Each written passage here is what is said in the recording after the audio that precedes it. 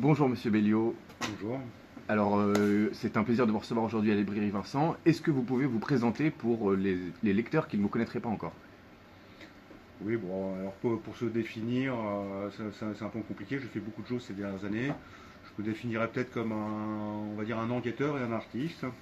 Euh, Quand je vous dis depuis une dizaine d'années, bon, je ne vais pas tout refaire, mais j'ai commencé par publier des ouvrages sur la guerre en Syrie, que voici, vous voyez, qui sont encore d'actualité, mais mine de rien, je n'ai pas une virgule à en changer.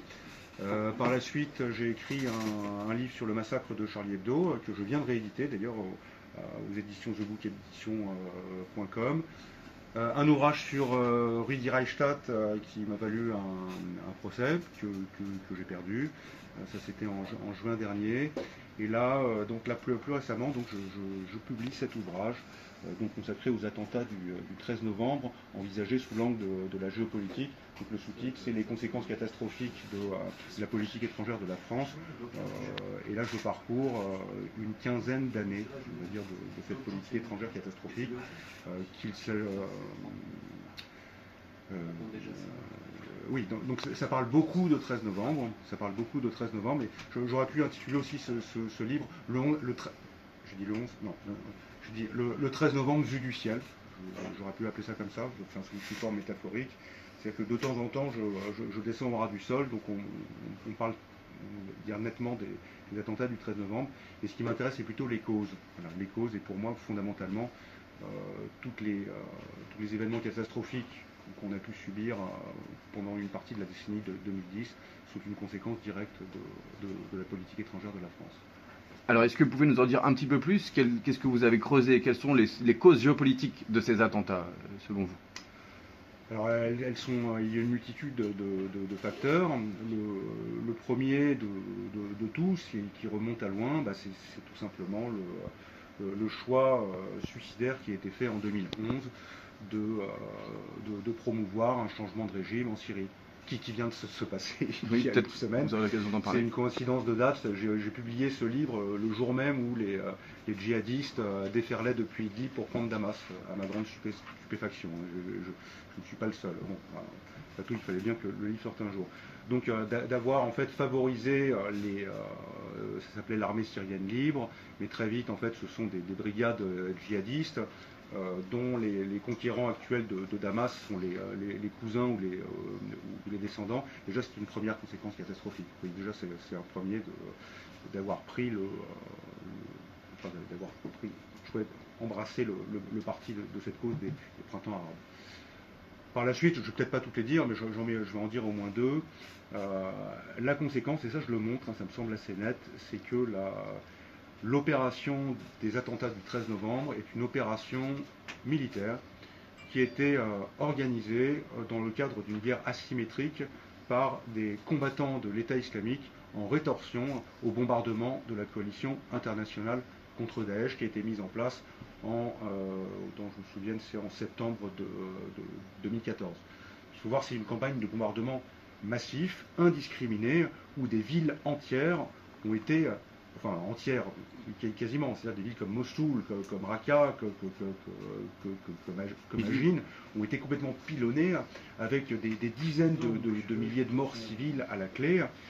Et alors c'était au nom de la lutte contre l'État islamique, mais c'est bien en rétorsion contre ces bombardements à la Bomber Harris, comme je le dis, qu'ont été décidés de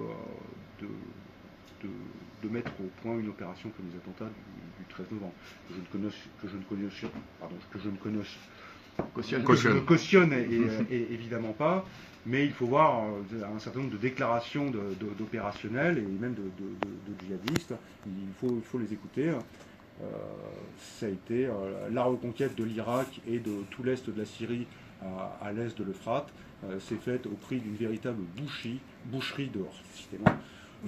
de bombardements aériens massifs, indiscriminés. Vous voyez le genre de facteurs que je peux invoquer pour les attentats du 13 novembre.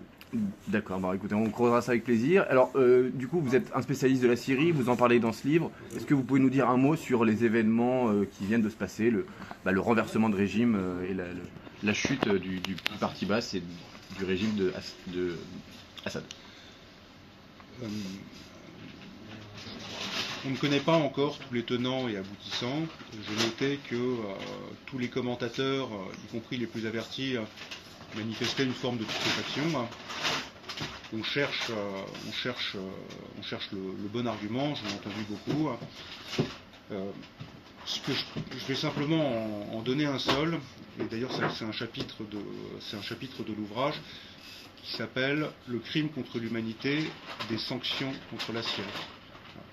C'est-à-dire qu'il faut voir qu'à partir de l'année 2019, quand la situation, on va dire, s'améliore nettement, et que la Syrie, en fait, réintègre peu à peu la communauté internationale, avec des réouvertures d'ambassades, à la réintégration de la Ligue arabe, on a l'impression que, on va dire qu'il s'agit d'une éclaircie. Mais le problème, c'est que la Syrie c'est un facteur parmi d'autres, hein, mais il me semble essentiel. C'est que des sanctions économiques ont été décidées en décembre 2019. Il y en avait déjà beaucoup, hein, mais là, ça a vraiment aggravé la situation contre la Syrie et qui a plongé la population entière dans une désespérance avec l'impossibilité de construire le pays, impossibilité aggravée par le vol de tous les puits de pétrole les plus riches du pays qui se situent à l'est du fleuve Euphrate. C'est-à-dire que ce qu'il faut voir, c'est que cette conquête à laquelle on a assisté de la Syrie, en fait, c'est intervenu contre un pouvoir, une armée, une population qui était extrêmement affaiblie. Et on peut imaginer qu'il y a eu un constat d'impuissance, je pense, de la part des autorités. C'est encore de la spéculation, hein, on ne connaît pas tout encore. Mais bon, voilà, c'était un pouvoir à l'agonie dans un cadre d'un pays qui est aussi en grande souffrance, et peut-être les autorités syriennes ont voulu éviter un bain de sang et au bout d'un moment se sont dit qu'ils allaient passer à autre chose. Mais je maintiens, pour moi ça reste encore, il y a des aspects qui sont extrêmement mystérieux dans cette, qui n'ont pas encore été révélés à la lumière. Merci Monsieur Belliot, on pourra creuser tout ça dans vos ouvrages. Bonne séance de dédicace. Merci. Au revoir.